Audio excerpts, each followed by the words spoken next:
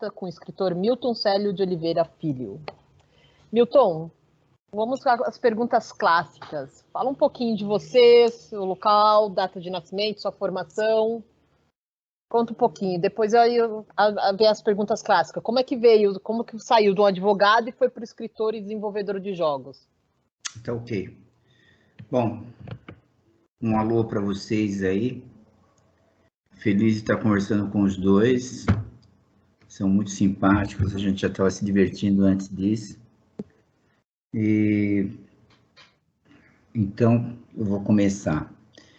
Eu nasci há muito tempo, né? Era uma vez. Essa história que começa. A minha história era uma vez, em setembro de 53. Né? E Ubatuba, filho, neto, bisneto e provavelmente tataraneto de ubatubenses. Né? Até então eu achava que era ubatubano, mas houve um escritor aí que disse que é patronímico, né, que se fala isso? É. Patronímico era ubatubense, então eu sou um ubatubense de longa geração que não sabe surfar, que não nada direito, que deixou Ubatuba há muito tempo e que adotou São Paulo. Esse ar de gasolina aí que os tropicalistas cantavam me encanta. Sou apaixonado por São Paulo, e de quando em quando eu vou a Ubatuba, mas um estrangeiro em São Paulo, embora paulista, né? Eu não sou aqui nascido na capital, mas desde criança, vivendo em São Paulo, você aprende a ser São Paulo, né? E filho de gente simples, uma educação simples, mas os meus pais eram, como se dizia, eram letrados. O Ubatuba era uma vila e praticamente não havia muita gente com essa educação formal. Então, em São Paulo, nós estudamos em escola pública, eu e os meus irmãos, sempre dentro de certas limitações, né? Eu fui fazer direito, estudei aqui na PUC, né, aqui em São Paulo, mas sempre pensando em escrever, sempre gostando de escrever. Aliás, gostando de escrever antes de fazer direito. E lendo, mas não tanto quanto parece, abominando aqueles livros do vestibular, né, lendo pouco, né, jejum em matéria de clássicos e tal, embora gostando de Machado de Assis, mas era apaixonado por Carlos Drummond de Andrade. Eu sempre fui um grande apaixonado por poesia. Eu lia na época da adolescência poesia como ouvia Beatles, Rolling Stones. Eu gostava da mesma intensidade, da mesma quantidade do pessoal que estava aparecendo aí, né? Foi um choque, foi um choque brutal entre o que eu sabia dos meus pais e o que eu era, né? Meu pai vivia me criticando porque eu tinha cabelo, estava deixando eu crescer o cabelo, essas coisas todas. E eu vi que era uma diferença muito grande entre a educação do meu pai e a minha educação. Havia uma ruptura muito grande, né? Hoje eu entendo. Quando os meus filhos ouvem rap, eu entendo. É uma mudança muito grande. E eu não entendia porque que meus pais não eram apaixonados por aquilo que eu começava a gostar, né? Que era bom, né? Era bom demais. Eles toleravam, mas, enfim, eles toleravam, mas eu sentia que era uma mudança. E dentro dessa mudança, eu sempre gostei muito de poesia. Todos os poetas que cercavam o Drummond e que o Drummond o cercava, até chegar a desembocar aqui nos tempos mais modernos no Paulo Leminski, né, nos haikais do Paulo Leminski. Eu sou meio avesso às modernidades, né? Acho que quase todo mundo vai tolerando pouco essas mudanças, a gente vai se apegando àquilo que a gente conhece do passado, mas eu continuei gostando de poesia até o fim. Lia pouco prosa, e isso fez de mim, ou teria feito de mim, um escritor de poesias, aquilo que se conhece como poeta, né? Só que como era um título muito pomposo, eu nunca me senti um poeta, mas sempre gostando de escrever poesia. E resolvi escrever literatura infantil com a preocupação de escrever poesia séria, poesia honesta, uma poesia cheia de conteúdo para criança, para esse público infantil, que vai dos 5 aos 10, 12 anos. Quando eu comecei a escrever literatura infantil, eu sequer sabia qual era a idade da criança, se ia dos 5 aos 10, dos 5 aos 12, dos 6 aos 12, eu estava meio atrapalhado em relação a isso, eu só estava preocupado em escrever. Hoje, modernamente, eu sei que as crianças já são alvo dos livros, né, dos ditos livros infantis, aos 3 anos. Né? O pessoal da educação considera que 3 anos já a criança já pode ouvir, já pode conviver com o livro, né? Mexer. Já. Inclusive, eu vi as histórias, né? Natal, se não me engano, leitura compartilhada. Então, eu comecei a escrever para esse público, né? E quase todos os meus livros, eu tive a sorte de escrever um número razoável de livros, e tive mais sorte ainda, de contar com a ajuda das editoras, com ilustradores fantásticos. Então, eu reconheço que isso deve ter ajudado bastante o meu trabalho. Essa era uma pergunta que eu ia fazer. Como é que é esse processo da escrita do livro infantil e as ilustrações, né? Porque o livro infanto-juvenil ou um livro de adulto, a gente, por mais que a editora ainda tenha um trabalho fantástico, né? De formatar, de deixar, enfim, todo o trabalho, mas aí é muita palavra. E o livro infantil, são as duas coisas, né? A história e o visual. Como é que é essa parceria entre você e o ilustrador? Você pensa, quando você está escrevendo, você já imagina as cenas ou como que seria? No meu caso, em particular, a parceria é totalmente fortuita. Eu sequer conheço os ilustradores e nunca tive essa preocupação de conhecer os ilustradores, nunca.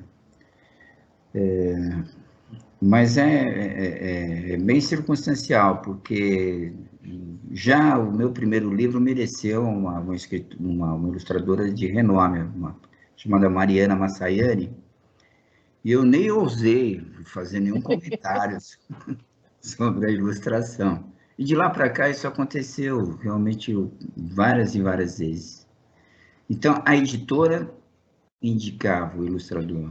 E eu só vinha conhecer o ilustrador, a ilustradora, enfim, que agora é correto falar os dois, né? O advogado, o ilustrador e ilustrador. Isso cansa, mas enfim. Então, depois que o livro ficava pronto, eu recebi o livro pelo correio, e nas raras vezes em que a editora perguntava se eu queria dar um palpite, olhar, eu preferia não me intrometer no trabalho. O livro infantil, respondendo a sua pergunta, Priscila, o livro infantil é quase um coletivo, né? Não existe livro infantil sem ilustração. E os grandes ilustradores, os bons, os realmente profissionais, eles constroem toda uma linguagem, né? A par do texto do autor. E eu acho que eles têm que ter liberdade para construir esse texto pictórico, visual, sozinhos, né? Longe de mim dar palpite, mesmo quando o ilustrador não é muito conhecido, eu prefiro não me intrometer no trabalho deles, e me divirto depois quando eu recebo o livro. Outra leitura. É outra leitura. Eu imaginava que fosse uma parceria, eu não sabia mesmo, como compositor, o letrista e o músico. Nesse sentido, eu imaginava assim. É possível. É possível. Quando o autor...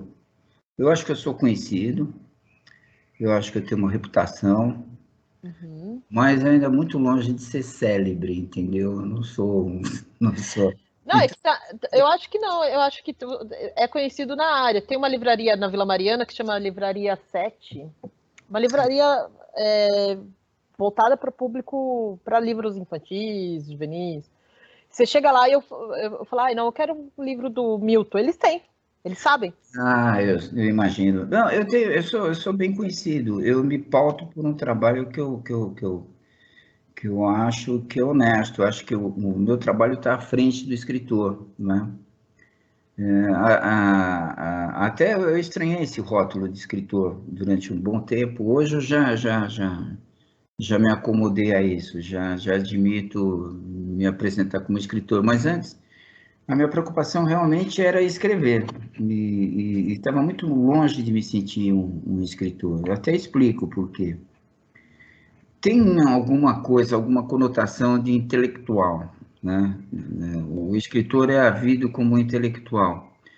Eu acho, me desculpando pelos meus colegas aí, escritores, eu acho que o escritor de livro infantil não se encaixa muito bem nesse rótulo. Pode até, o escritor de livro infantil pode ser um intelectual, um grande intelectual, mas não pelo fato de escrever livro infantil. Eu não entendo assim. Né? Sem desmerecer a literatura infantil, longe de mim, não chega a ser um romance, algo que exige uma pesquisa maluca, anos e anos de trabalho, enfim. Então, nesse sentido, eu acho o trabalho do escritor infantil um trabalho maravilhoso, né? Mas eu não me entendo como intelectual.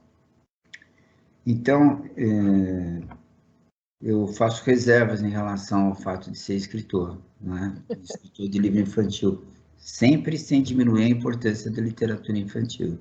Sim. Que, por sinal,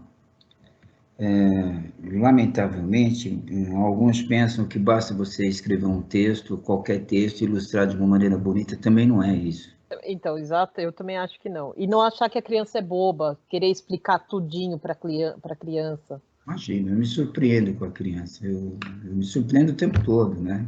E às vezes até me envergonho porque eu subestimei a inteligência daquela criança e fico meio contra a parede, porque elas fazem perguntas fantásticas, elas são cruéis às vezes na crítica, né?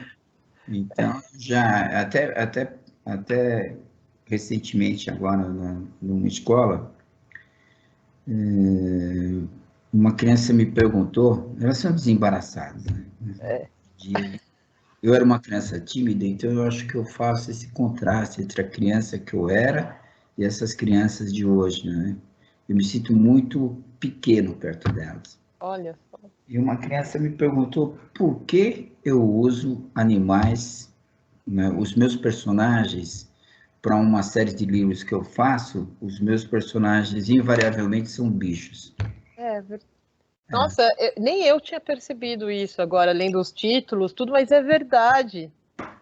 E ela me perguntou, é a segunda vez que me perguntou isso. Uma vez foi uma professora, o que não me surpreendeu, né? Até era uma crítica dela em relação a isso. Mas a criança perguntou, mas por que você só usa bicho estrangeiro? Mas eu tive que me explicar, né? Eu tive que me explicar. E de uma maneira delicada, porque a pergunta dele foi interessante, né? Foi, Honesta, né? Foi uma pergunta que... E tem aquele ufanismo, né? Por que você não usa bichos brasileiros, né? Mas o girino não seria um bicho brasileiro? Eu acho que o girino é quase universal, deve ter sapo. Eu ia sair com essa. Não, mas aqui o sapinho, você não conhece um sapinho? Não, é que eu tenho uma série de mistério, de livros de mistério, e elas têm sempre o mesmo formato, né? Talvez as pessoas lendo não percebam isso, mas quem está por trás do livro, da construção, sabe disso. É o mesmo formato. São os casos de mistério onde existe um sumiço de alguma coisa, basicamente existe um sumiço de alguma coisa, e aparece um detetive, ou alguns detetives, ou algum curioso tentando resolver o problema, E a vítima sempre lança suspeita contra alguém, algo que a gente, em princípio, não deve fazer, né? Mas ela sempre lança suspeita contra alguém. E esse alguém, quando é procurado pelo detetive, joga, fala, não, ele se sente indignado de ter sido alvo de suspeita, mas já lança suspeita nas costas de outro, né? E vai por aí afora. Eu me lembro de um dado momento, num dos livros, que o canguru é apontado como suspeito porque sumiu, acho que um cacho de bananas, alguma coisa, e ele tem uma bolsa. Então, a relação, né, de Por causa ali dentro. era natural, né? E disseram que provavelmente era ele, porque ele tem uma bolsa, não sei o quê. E eu lembro que ele responde o seguinte, só porque sou estrangeiro, sou logo suspeito. E remete isso, a gente sabe, né? Sim. Coisas do mundo moderno aí, que os estrangeiros são mal vistos quando aparecem, né? Enfim, essa xenofobia, essa coisa toda. Então, o livro traz um pouco disso. Mas por que ele traz esses bichos estrangeiros, vai, entre aspas? Porque esses bichos são muito conhecidos do público leitor, por nós, adultos, pelas crianças, né? E eles são associados a algum significado, né? Uhum. Tartaruga é lenta, a galinha é uma mãe extremamente zelosa, a raposa é a vida como inteligente, a coruja como sábia desde a Grécia e tal. O burro, já houve uma reformulação, sabe-se que ele é mais inteligente do que a gente pensa, Isso. teimoso, mas enfim, são características associadas a esses bichos. E com isso eu poupo um tempão. Quando eu trabalho com um personagem desse, a criança já sabe Já faz a ligação. qual é a semântica, né, em relação a esse animal, qual é a carga de significado todo. E eu perco aquele tempo precioso de usar personagens como o Pedrinho, Joaninha, Mariazinha. Olha, o Pedrinho é bravo, é macho, é inteligente, não é inteligente. Então eu ganho com isso. E é um formato, né? Para essa série de livros eu uso isso. Agora, aquilo que eu disse, se separar 100 pessoas na esquina e perguntar o que é um lobo-guará, Não ninguém, é? ninguém vai saber exatamente o que é um Mas, lobo-guará, ou se souber, não associa nenhuma característica especial. Então, sim. eu me dou ao luxo, e são bichos universais, né? É. É o elefante, né? Tem a memória do elefante, que é. Tem rinoceronte, que é meio míope, não é isso? Enxerga mal. Então, eu brinco com essas características e eles estão aí no zoológico, na televisão, nos desenhos animados, Ih, né? Assim, não é hora. Aí não é questão de valorizar as coisas nacionais. Também existem as coisas universais que são importantes, né? sim. Se você desenhar a Arca de Noé, aliás, é um tema que eu gosto. Mas sempre tem um elefante em cima da Arca de Noé, né? Se você desenhar uma queixada, todo mundo vai confundir com um porco normal, ninguém vai saber que é uma queixada. Exato, não tem. Mas a criança ela ficou satisfeita com a sua resposta? Ela ficou, ela ficou satisfeita, ela ficou satisfeita. Ela ficou satisfeita porque a ideia, Ele já tem um personagem, esse cachorrinho já ganhou? a ideia é deixar a criança como o ator principal nessa história. Quando eu converso com as crianças, o importante é a criança, né? E não o escritor. Elas conversam durante 15, 20 minutos. Depois disso, elas não querem mais saber com quem elas estão conversando. Eu faço isso há anos. 15, 20 minutos é o tempo. Ao tempo e tá ótimo, né? Elas não querem mais saber quem é você, quem estou cansada, começa a puxar o cabelo, brigar com o irmão, não sei o quê. Então, quando elas fazem essas perguntas, o interessante é dar uma importância muito grande para a resposta, dentro daquilo que ela espera de você, né? E não dentro daquilo que você quer responder. Se você sente que ela não está muito satisfeita, você dá uma contornada, enfim. E bom que é isso, a criança também, como se ela é cruel, mas se ela não gostou, ela vai estar na cara dela que ela não, que ela não gosta, que ela fala, não, discordo, né? Ela tá na. Não, no semblante, você vê que a criança é aquele período maravilhoso da humanidade, né? Enquanto você, essa criança que um dia vai se tornar um adulto, está vivendo um momento todo especial, né? Tá. Depois ela vai se modelando, vai se arrumando. E eu gosto muito de escrever para a criança e para os pais da criança, né? Eu acho que o importante é que os pais consigam ler essa história sem enfado, encontrando coisas que só ele, adulto, encontra no livro. Eu acho que essa coisa,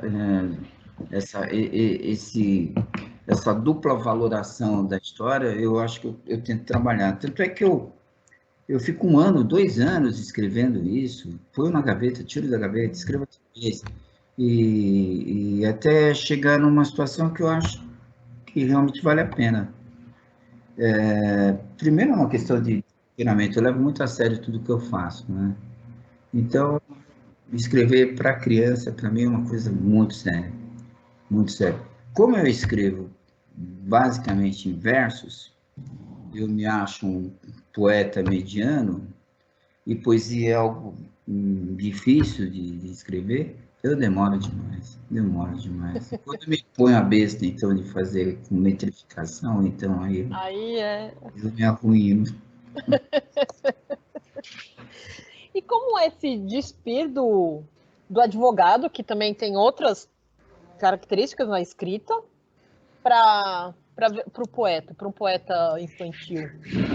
Gostei dessa. E duas coisas. Eu gostei de pensar, de ver que é uma poesia para criança e que também é para o adulto, essa dupla Valoração, valoração.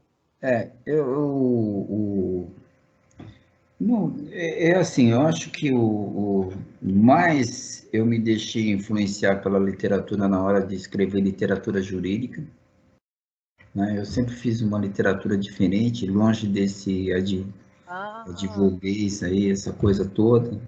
Eu sempre gostei eu sempre tenho em mira um leitor imaginário, no caso da advocacia, um juiz, né? Uhum. Então, eu procuro escrever bem para o juiz. Eu procuro... Ele também não se sinta enfadado em ler aquela peça. É a psicologia do discurso. É lógico que eu não vou convencê-lo, porque ele é dono do intelecto privilegiado, está preparado para a profissão, né? Eu não vou convencê-lo apenas no blá, blá, blá. Mas se eu transformar o meu trabalho em algo palatável, um discurso não indigesto, eu acho que ele é muito bem, melhor recepcionado. Então, eu sempre me preocupei em escrever muito bem. Aliás, uma vez um professor de Direito Civil falou assim, o Milton é um poeta. Sabe de escrever bem, fugindo daquilo que a gente conhece como juridiquês. Daquela fórmula estanque lá, né? Nunca usei, pouquíssimo latim, só naquelas situações em que o latim é exigível mesmo, que você tem que mencionar que são fórmulas já fechadas, tá? Acho que você usa o vernáculo para discorrer, sei lá. Eu já li livro de medicina, tá? De amigos meus que estavam muito bem escritos, né? Embora eu não entendesse nada de medicina, você percebe que a linguagem é saborosa, tal. Acho que a linguagem é uma só, né? Tanto faz sobre o que você está escrevendo, né? Tirando os aspectos técnicos do direito, da medicina, acho que você deve escrever de uma maneira agradável, né? Como quem escreve um romance, né?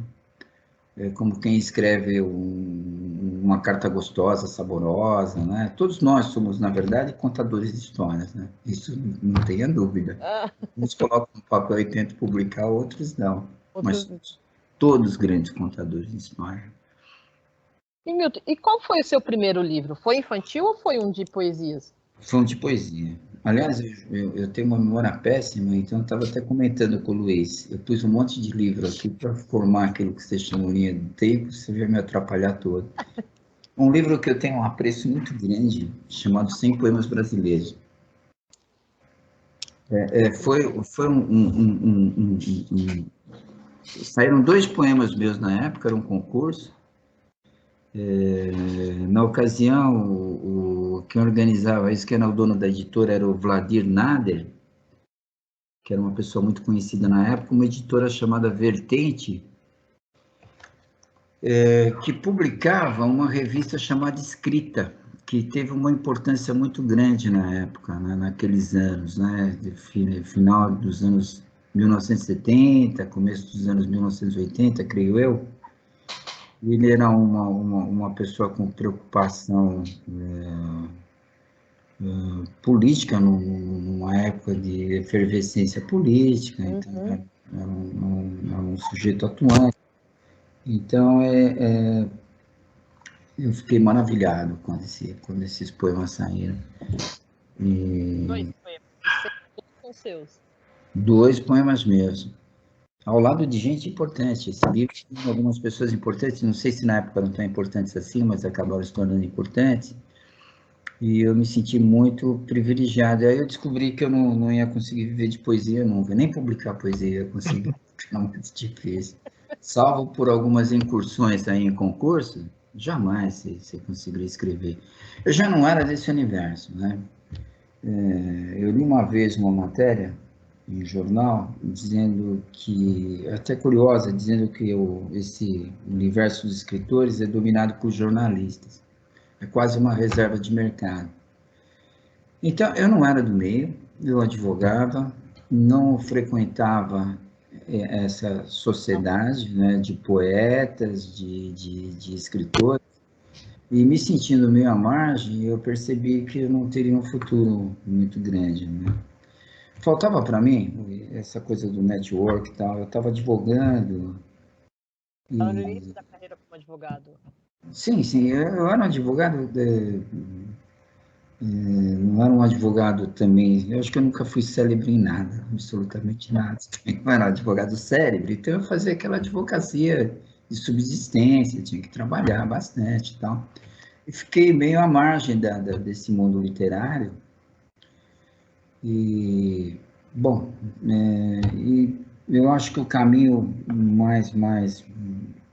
mais simples, e talvez o único que eu poderia trilhar, foi fazer literatura infantil, onde realmente comecei a escrever poesia. Deu certo, eu faço poesia de uma maneira extremamente divertida, agradável, e cheguei até o ano passado, final do ano passado, eu comecei esse ano, a publicar 2 livros só de poesia. Ou seja, não é a poesia aplicada à história, a poesia não é uma prosa poética, mas é poesia mesmo. Eu publiquei 2 livros de poesia por uma editora que me deu essa oportunidade, uma editora chamada Elo, que apareceu aí de repente, e aí eu me soltei. Eu tive a mesma felicidade, a mesma alegria que eu tive ao sair nos 100 poemas brasileiros, né, da editora Vertente, eu repeti publicando, acho que o livro está aqui, ó. Poesia de Guarda-Chuva, que é um livro de poesia para crianças, mas que sensibiliza os adultos. Depois, pela Elo, eu também tive a sorte de escrever O Mundo é Redondo e a Vida é Cor-de-Rosa, com o Gustavo, com imagens aí, com as aquarelas, com as tintas a óleo do Gustavo Rosa, que falecido acho que em 2013. Então, essa coisa de fazer poesia me deu uma satisfação imensa, imensa. Mas eu também enveredei por outros caminhos aí para criar alternativas para mim. Eu já lancei 2 livros infantos juvenis de mistério, porque eu sou um leitor de livros de mistério. Fugi dos grandes clássicos para ler Agatha Christie, Sherlock, o Arthur Conan Doyle, né? E aqueles livros, aquelas edições de banca de jornal, de bolso que já acho que nem existe mais, com autores americanos só sobre mistério. Eu lia só mistério. E eu escondia isso de todo mundo, mas era uma leitura considerada de segunda classe. Agora já não, agora já viraram os clássicos, né? A Rainha do Crime, agora você lê a Agatha Christie já é. Eu também tive que esconder. Eu escondi muito. Na década de 90 e no começo da faculdade de História, tive que esconder também que eu já tinha lido toda a Agatha Christie, mas eu não tinha lido Crime e Castigo. Então, daí, agora não, agora ela já é considerada, o Arthur Conan Doyle, o francês que escreveu Arsène Lupin, que eu esqueci o nome também, eles já são considerados alta literatura. Eu tenho uma vergonha uma vez, quem me perguntou, não lembro mais. Eu graças aos meus professores, eu li Admirável Mundo Novo, Laranja Mecânica. Foi uma interferência num dado momento desses professores, escola pública e tal, estava no chamado colegial, li, fiquei encantado. Mas fugi daquela literatura, mas depois eu acho que eu fugi. Uma vez me perguntaram se eu havia lido 100 Anos de Solidão. Eu falei, olha, eu li acho que uns 30 ou 40 anos de solidão no máximo. E eu comecei a ficar com vergonha, me recolhi ao meu canto. Eu li muita resenha de livro, muita resenha. Muita orelha. Muita orelha. Mas só voltando um pouquinho, só para arrematar a história de literatura infantil, eu li uma entrevista do Pedro Bandeira, né, que se tornou realmente uma celebridade no mundo da literatura infanto-juvenil. E eu peço perdão se eu estou me reportando errado a entrevista que ele deu, mas eu me lembro que ele disse que ele considera a literatura infantil uma porta de entrada para a literatura séria. Claro, sem diminuir a literatura infantil. Vindo dele, que é uma pessoa extremamente, um best-seller e tal, a honestidade dele realmente me causou espécie. Porque eu já pensava isso, mas eu não teria coragem de dizer isso com essas palavras, né? Mas eu vejo assim, é uma oportunidade de a criança aprender a ler, gostar de manusear esse objeto livre, que isso eu acho importante. E tem livros que, aliás, os livros que vocês editam, antes de abrir, eu sinto o peso da capa, a beleza da forma, aquela brancura toda que me marca, vocês têm umas páginas brancas lindas e tal. Enfim,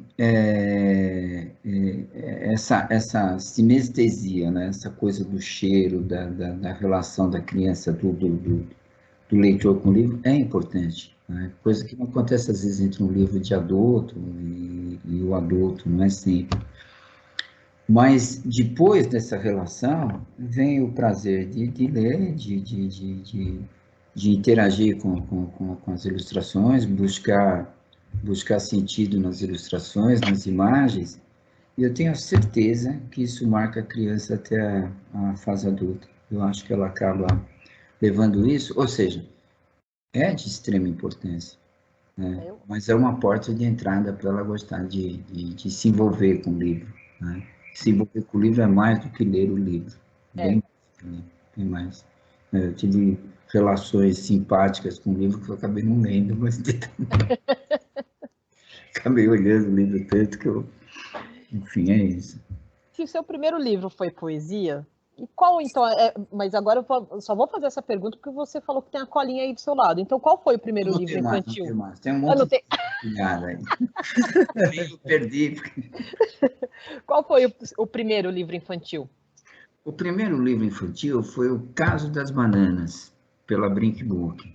Já foi um mistério. Não, esse é o primeiro livro e é do mistério. O Caso das Bananas é um livro interessante, né? Porque eu devo muito a ele, porque todos os outros livros que eu escrevi, muitos livros que eu escrevi, foram na mesma linha. É o mesmo Caso das Bananas com outros personagens. É mais ou menos o que o pessoal faz nas novelas da Globo. É a mesma novela, só muda a situação, os famosos clichês, né? Só muda as situações e tal. E eu escrevi depois vários Casos das Bananas. O caso das bananas, ele está no mercado até hoje, né? Ele é adotado assim de uma maneira absurda por escolas de renome aqui, pelo Brasil inteiro. O tempo todo ele está sendo adotado, todos os anos. Eu acho que eu estou com ele aqui, só vou mostrar a capa. E foi quando eu encontrei uma fórmula mágica para. Como eu percebi que o livro agradou, eu me repeti, né, porque eu não queria perder a oportunidade de enveredar por novas experiências. Depois eu fiz isso. É esse livro aqui, Ah, tá. O caso das bananas. e esse livro eu estranhei muito a capa dele, na primeira vez que eu vi, porque a Mariana Massarani, ela ilustrava para o Jornal do Brasil, ela fazia charges para o Jornal do Brasil, para a Folha de São Paulo, ela fazia umas loucuras. E carioca, eu não a conheci pessoalmente, e ela estava muito à frente daquilo que eu entendia por ilustração, né? Então sempre existe esse choque quando você não compreende muito bem a linguagem do outro, né? Isso, em todas as situações humanas isso acontece, né? Quando você não entende o outro, você acaba se chocando. Depois eu absorvi muito bem essa informação e fiquei apaixonado pelo trabalho dela. Ilustrou mais um livro depois e eu fiquei realmente apaixonado. E aqui as crianças perguntam muito, porque foi o primeiro livro de mistério e, por razões óbvias, a coruja era o detetive. E a Mariana, ela fez uma loucura. A coruja aqui é preta com asa cinza, né? Depois a coruja fica amarela com asa azul, parece mais um cabelo do que asa. Depois a coruja enfim, a coruja vai mudando de uma branca e amarela, ela altera os tamanhos da coruja. Isso, as crianças sempre perguntam por que a coruja muda de forma. E isso é um absurdo, né? Um bom absurdo, mas elas acham que eu ilustrei o livro, né? É, Não adianta eu falar que não ilustrei. não adianta. Perguntar a mesma coisa. Por que você desenhou a coruja de uma cor aqui, uma cor daí? Ah, essa semana mesmo eu falei sobre o caso das bananas. E esse primeiro livro foi pura poesia, puro trocadilho, jogos sonoros. Eu me esmerei para fazer isso e deu certo. Então eu vim trabalhando com isso. Esse livro, na verdade, era um jogo e eu resolvi mandar para a editora e funcionou. Mas era, em princípio, era para ser um jogo, um dos jogos que eu faço. Essa é a nossa próxima pergunta.